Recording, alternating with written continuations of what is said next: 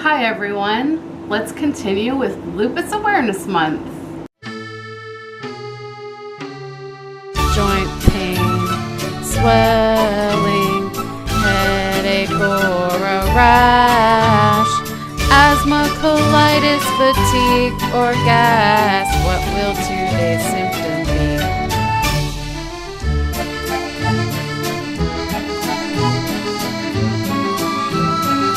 My loopy life with lupus.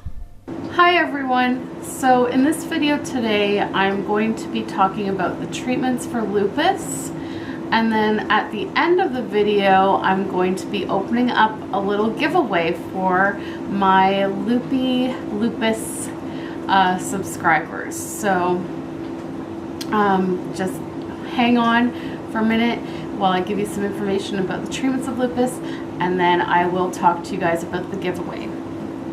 So for treatments of lupus, there is no cure for lupus, but with treatment most people with lupus can look forward to a normal life expectancy.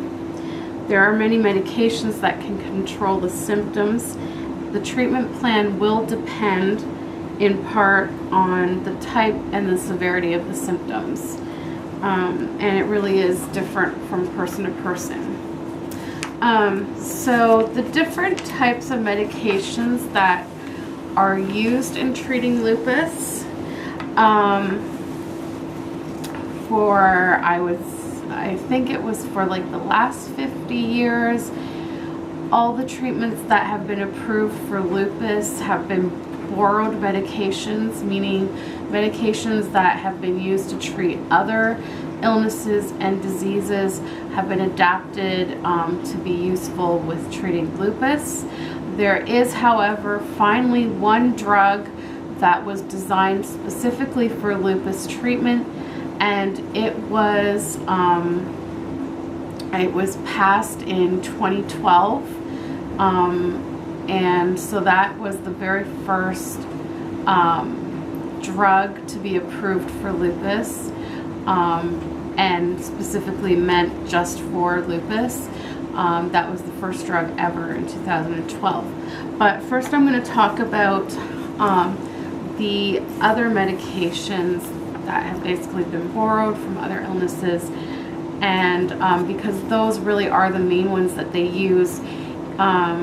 The new drug that came out is a very expensive drug, and so my understanding is that it is not the first drug that doctors will turn to because it is very expensive. I believe that I heard it's $25,000 a year because it is an IV drug, and so they basically use it as a last resort. One of the main things that they use to treat lupus, they try to avoid it, but most of the time at some point people with lupus will be on a type of steroid, which is usually prednisone, or there's some other steroids that they use. And so cortisone is a steroid manufactured naturally by the body's adrenal glands. It has a distinct anti-inflammatory effect, and synthetic steroids reduce inflammation caused by lupus, and it suppresses the immune system activity. So because your immune system is overactive, they use these drugs to basically wipe out your immune system so that it stops attacking the body. But the thing about steroids is they cause a variety of side effects, some of which can be quite serious. Side effects occur more frequently when there's higher doses of steroids taken over a long period of time. And so when prescribing steroids, your doctor will choose a dose that minimizes the risk of side effects while keeping your lupus symptoms under control. Many short-term side effects are reversible and or treatable, and there also is preventative measures that can be taken to reduce the risks of several long-term effects. So like I said, prednisone is the most popular steroid used in the treatment of lupus. It's taken orally, and it says there's other steroids that can be applied topically as a cream or injected into the skin for discoid lupus rashes. And some may even be injected directly into joints to reduce inflammation.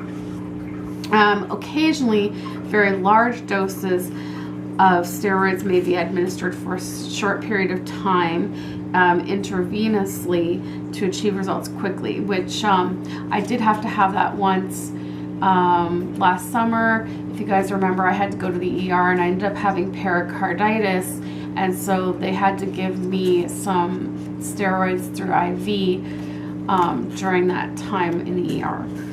And that was to help reduce the inflammation around my heart quickly. So now for steroids, the short-term side effects are weight gain caused by an increase of appetite, and it also can cause water retention. So, you know, when I was on high doses of prednisone at the beginning of my diagnosis, I got what's called the moon face, where your face puffs out and you get like puffy pockets around the neck and things like that. And I did gain a lot of weight. It really makes you crave junk food, and it really increases your appetite. Since this is my second round of being on prednisone, now I know what to expect. And so I'm really trying to listen to my body because I don't want to gain weight. I've lost 10 pounds over the last year, and I want to try to continue to lose weight even though I'm on prednisone. So now I'm on a diet where I have 3 meals a day, 2 snacks a day, and so I'm eating like about every 2 to 3 hours, small things, and I'm finding that I'm less hungry that way. But the funny thing is that even though I'm full and my stomach isn't growling, I'm still constantly thinking about eating. I'm constantly thinking about food because the prednisone just makes you, you know, it increases your appetite. It makes you want to eat more. So what I've had to do is really say, okay, when I'm starting to think about food and eating, I just basically do a check-in with my body, and most of the time I find that my stomach isn't growling at that point, meaning I'm not actually hungry. So then it's hard to do, but then I just resist the urge to go and grab a, junk food or snack or whatever. And so far it's working. So other things that you can get, so like I said, there's an appearance of extra weight in the face, abdomen, and upper back, and reduced weight in the arms and legs.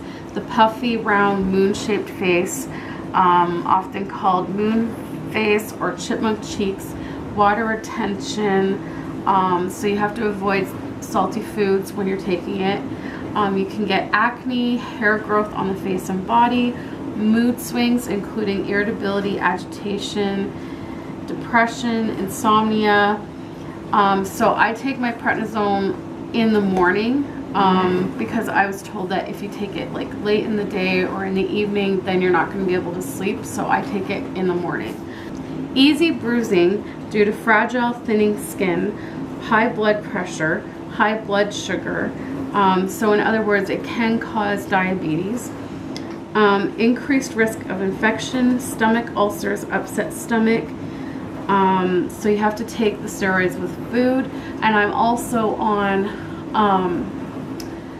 another medication called Musette, and that's to help protect my stomach. And hyperactivity. Now the long-term side effects are osteoporosis, and so that's why whenever I've been on prednisone, I take calcium and vitamin D supplements, which those can help minimize the effects. So like my bones have been pretty good.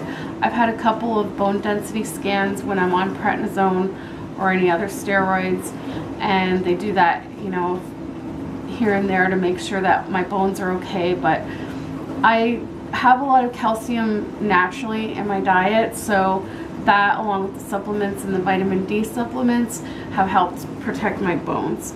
You can also get glaucoma and cataracts, muscle weakness, adrenal insufficiency, osteoporosis, which is damage to the bones caused by impaired blood flow, premature arteriosclerosis, sorry, that's a big word. But yeah, so like muscle weakness, I find that I get that when I'm on prednisone. I get shaky, and I find that my like lifting things tends to be a little bit harder on me, harder for me to do when I'm on steroids. Like even just lifting the carton of milk, my hand starts to shake, so it does stuff like that. The other things that they use is anti-malarial drugs. So Plaquenil, which is hydroxychloroquine, which is what I am on. It's been used in the treatment of lupus since the 50s, and it was originally used to protect against the infectious disease malaria. And anti-malaria drugs also provide relief from some skin conditions and joint pain. Anti-malarials are effective in controlling lupus arthritis, skin rashes, mouth ulcers, inflammation of the heart lining, pericarditis, and lung lining, pleurisy, and other symptoms such as fatigue and fever. It's really not an effective treatment for more severe symptoms of lupus, such as organ involvement. But basically, like, my understanding is pretty much all lupus patients are on Plaquenil because it's also a disease-modifying drug they've come to find. And so it can actually slow the progression of the disease. It can lessen your flares and lessen the severity of your flares. So I don't want to make this video too long, so I'm not really going to go into the side effects of all of the medications. But so they use anti-malarials. They use other immune suppressant drugs such as Imuran, which is something that's usually given to people who have had transplants because it suppresses the immune system so that they don't reject their new organ. And so basically in lupus, again, it's just to wipe out the immune system so that it stops attacking you. They use Cytoxin, they use methotrexate. These are cancer drugs. Cellcept or Myfortic, which is another immune suppressant for transplants, and this is used quite often for lupus patients who are having their kidneys affected. There's Rituxan, Arava, Neorol, Abicept, which are very similar to Rituxan. Now, then there is the one that I told you about, Benlysta, that was approved by Health Canada in 2012. And it's a prescription drug used to treat adults with lupus. It is an antibody therapy. People with active lupus often have high levels of a certain protein in their blood, and Benlysta binds to the protein, and it's through this pathway that the drug is believed to work in lupus. It's given by infusion, IV, and in people with lupus who've not responded to other agents. And so there's that, and that was specifically for lupus. And what's good about that drug is that it doesn't kill your whole immune system. It just targets the one specific cell that's causing the inflammatory response. Then they also use anti-inflammatory drugs like naproxen and things of that nature, Celebrex, any kind of anti-inflammatory drug. And so basically those are the different types of medications available. No two patients are the same, so everyone's treated differently. What may work for one patient may not work for another, and vice versa. So that's it. That's all there is for treatments of lupus. Again, there's no cure. And so now I am going to finish off this video with our little giveaway. And I'm going to open up this giveaway just for the lupus patients this time around. I do have other giveaways coming up this month that will include all of my subscribers, but I wanted to do something special just for my lupus subscribers. And so I am going to be giving away this Dance for the Cure lupus bag, and it is filled with all kinds of goodies. We have a Lupus Ontario keychain that looks like a pill, and it is actually a little pill dispenser. There is a magnifying ruler. There is another type of Lupus Ontario keychain. There is a relaxation training CD, which everyone with lupus needs to be relaxed and de-stressed, because stress can make your disease active. Butterfly stickers, of course, and the Lupus Canada Living Well with Lupus Facts book. This is the newest edition of it, and it is a fantastic book for anyone with lupus. It gives you a ton of information about, it's really what I've been using as a reference for my videos, and it really goes into all the different ways lupus can affect you, and it even gives you ways on how to manage your lupus. It's a fantastic book, and this is again why I'm opening this up to lupus patients, because I want them to have this book. It's also really great if you want to let your family or friends read it so they can learn about the disease. There is this little medication record booklet, and it's where you can record all of the medications you're taking and the doses. It's a handy thing to have in your wallet in case of an emergency. There is a Plate Mate, a tasty guide to healthy eating. It's a handy little thing. And lastly, because everyone needs to be happy, a Just Be Happy book that has some very happy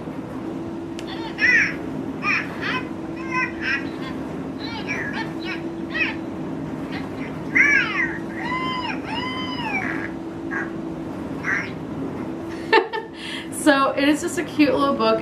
It is Just Be Happy, Poems with Sound by the Hamster of Happiness. And it is a really cute little book.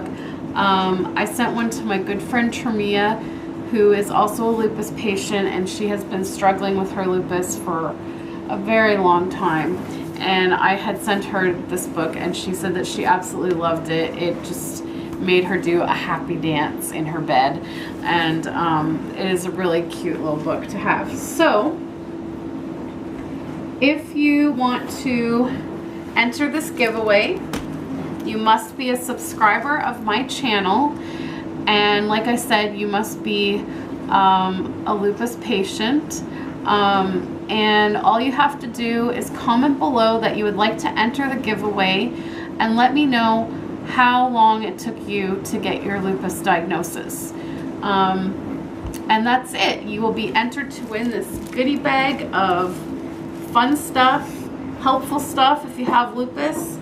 And like I said, there will be more giveaways to include all of my subscribers coming up in the next few weeks. This contest will be open until Thursday evening, so May the 8th is when the contest will close, and the winner will be announced on my May 9th video, which is the Friday. So you have until then to enter. So again, you must be a fellow Loopy, I call you, a subscriber, and comment below with how long it took you to get your diagnosis, and you will be entered into the draw. And I will either draw a name out of a hat, or I'll use one of those random number generator things to pick the winner. So good luck, everyone. Thank you so much for watching. And also, once more, don't forget to check out our t-shirts.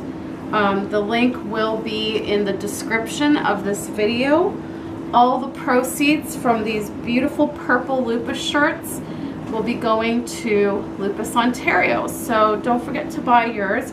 May the 10th is World Lupus Day, and I think it would be awesome if some of my subscribers could make video responses wearing their Lupus shirts. That would be fun. So yeah, thanks so much for watching, guys. I hope you enter the giveaway, and good luck. Don't forget to subscribe if you're new, and we'll see you tomorrow in another video for Lupus Awareness Month. Good night, everyone.